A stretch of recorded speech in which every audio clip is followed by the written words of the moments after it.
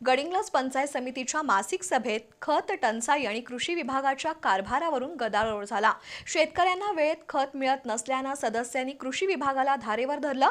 Online नोंदणी, खत linking आणि रोपवाटपातील गोंधळावर संतप्त प्रतिक्रिया उमटल्या। शेतकरी अडचणीत असताना प्रशासन बेजबाबदारपणे का वागत आहे असा सवाल उपस्थित करण्यात आला। गडिंग्लज पंचायत समितीच्या मासिक सभेत कृषी विभागाच्या कारभारावरून वातावरण चांगलंच तापलं।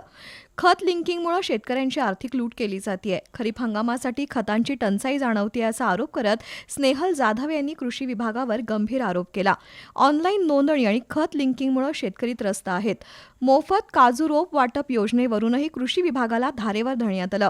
ऑनलाईन नोंदणी बंधनकारक केल्यानं ग्रामीण भागातील शेतकऱ्यांना अडचणी येत असल्याचं सांगितलं।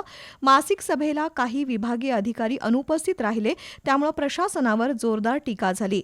रस्ते, पाणी पुरवठा आणि विजेच्या समस्यांवर चर्चा झाली। रासायनिक खत वितरणात पारदर्शकता ठेवण्याची मागणी करण्यात आली।